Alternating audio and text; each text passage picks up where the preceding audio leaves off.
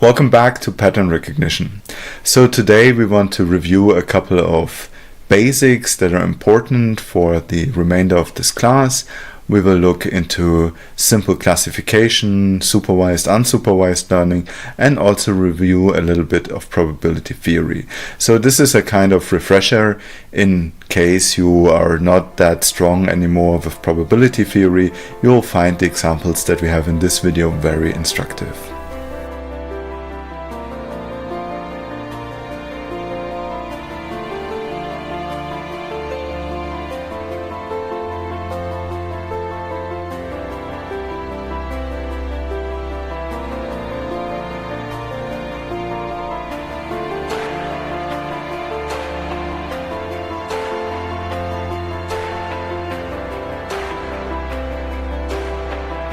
So let's go into our pattern recognition basics. So the system for classification we already reviewed in the previous videos. We have our pattern recognition system that consists of the pre-processing, the feature extraction, and the classification. And you can see that we generally use F to indicate signals that go as input into the system. Then we want to use G as a kind of pre-processed image, and after the feature extraction we have some abstract features C that are then used in the classification to predict some class Y. And of course this is all associated with training samples that we are using in order to learn the parameters of our problem. So typically these datasets then consist of tuples, so we have some vectors x1, and they are associated to some classes that are indicated here as y1, and these tuples then form a training data set. Now with this data set we are then able to estimate the parameters of our desired classification system. So this is the supervised case, and of course there's also the unsupervised case in which you don't have any classes available, but you just have the mere observations x1, x2 and so on, and from this you then can't tell the class, but you know the distribution from the observed samples, and you can start modeling things like clustering and so on. Let's introduce a bit of notation. So generally we will use here the vector x that is in a d-dimensional feature space, and the vector is typically associated to some class number. So you could either assign it to 0 or 1, so this is a two-class problem, but you could also indicate classes with -1 and +1. So for the time being we will look into two-class problems, but generally we can also expand this to multi-class problems. And there you then could, for example, use class numbers, or you can also use one-hot encoded vectors. In this case then your class is no longer a simple number or scalar, but it will be encoded as a vector. So if you attended deep learning, then you will see that we will use there this concept quite heavily. What else do we need? Well, we want to talk a bit about probabilities. So here P of Y is the prior probability of a certain class Y.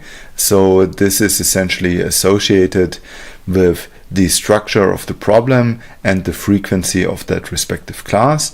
We will look into a couple of examples in the next few slides.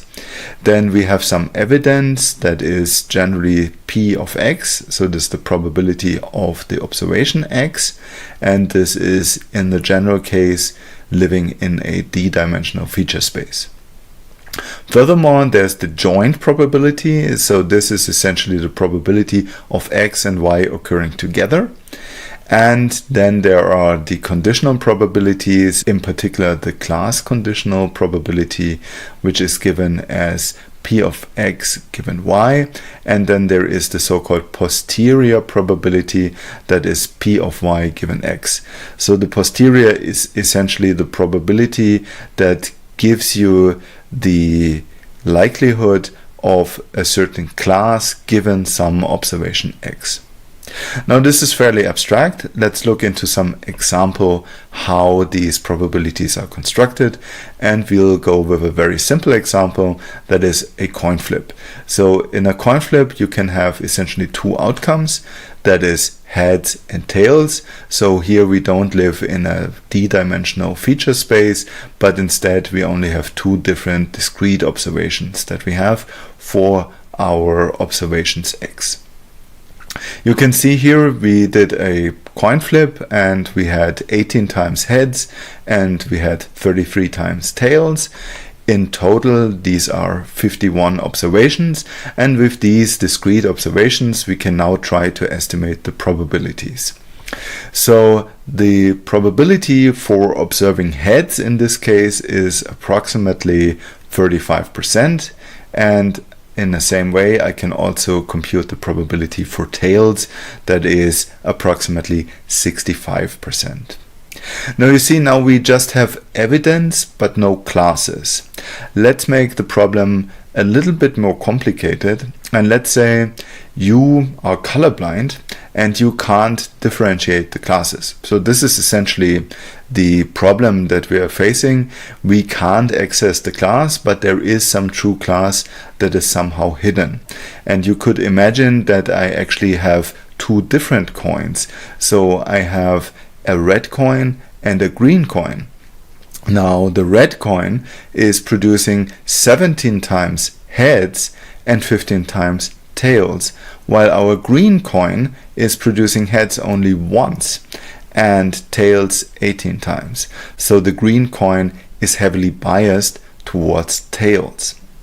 Of course, we can also compute the sums over our rows that will give us these numbers, and of course we can also compute the column sums, and here you already see that in the last row we get essentially the same evidence as we've seen in the top table.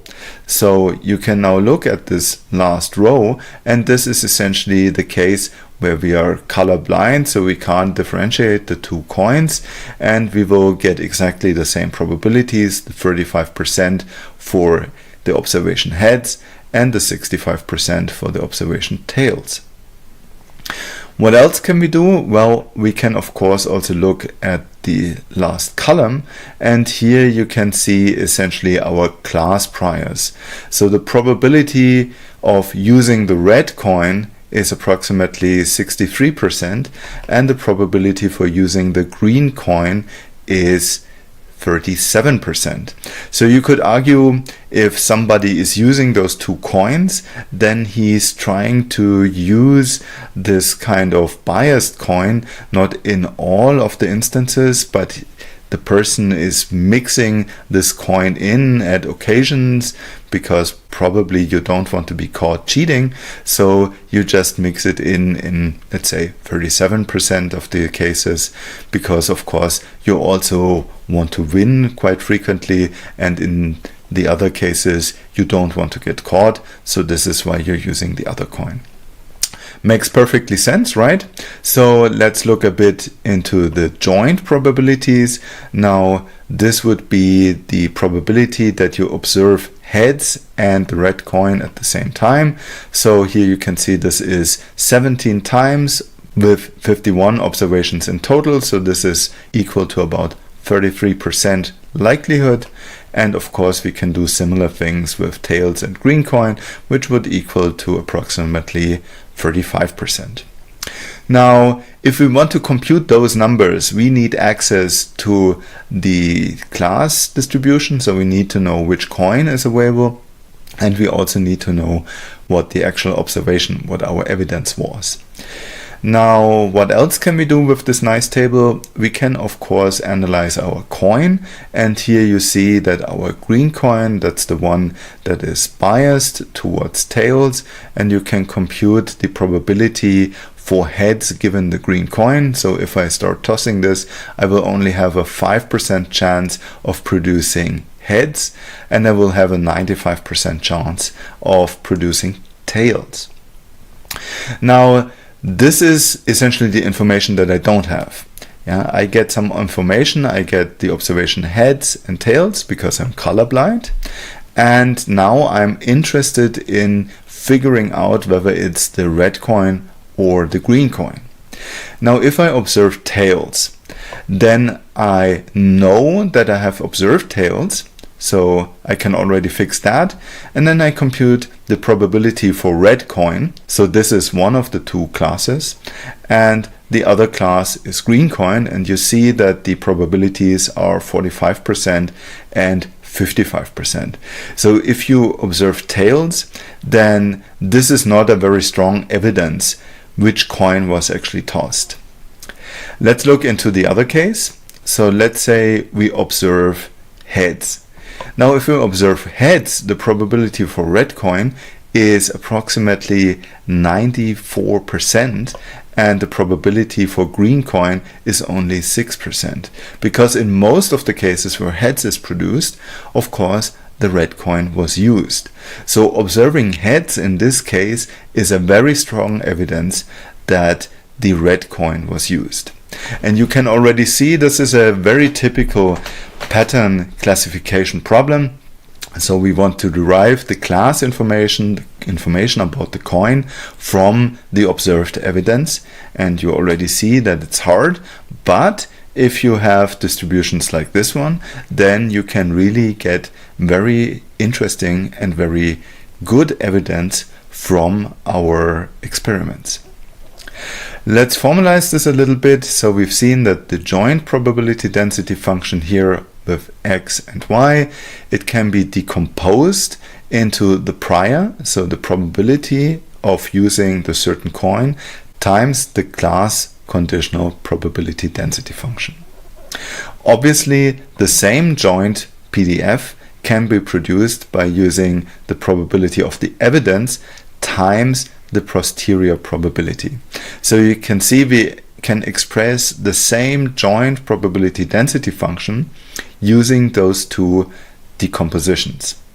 Now, if I know this identity, then I can very easily construct the so-called Bayes theorem, and the Bayes theorem tells us that the probability for a class Y given the evidence X can be expressed as the prior probability of the class Y times the probability of X given Y, and this is divided by the probability of X. Now, the probability of X generally can also be expressed as a marginalization over the entire joint probability, and now you see that observing this joint probability density function is actually pretty hard, but we can use our trick of decomposition again, so we can see that this can be decomposed into the prior of all the classes, and this is multiplied with the probability of observing our X given the respective class. So this is called marginalization. And the nice thing here is that our Y is always discrete, so we have a discrete number of classes, which allows us to express this as sum. So this is actually the marginal of the joint probability density function, and we can essentially get that by marginalizing over our classes Y.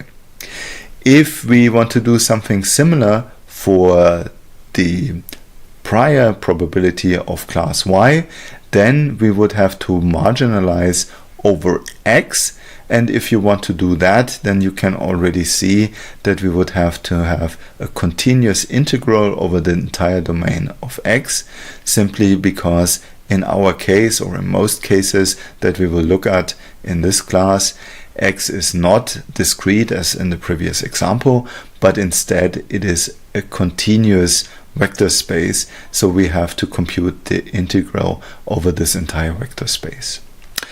So this is already the end of our small introduction into the different probability theory, and in the next video we want to talk about the Bayesian classifier and how the Bayesian classifier is related to the optimal classifier. So I hope you liked this little video, and I'm looking forward to seeing you in the next one. Thank you very much for watching, and bye bye.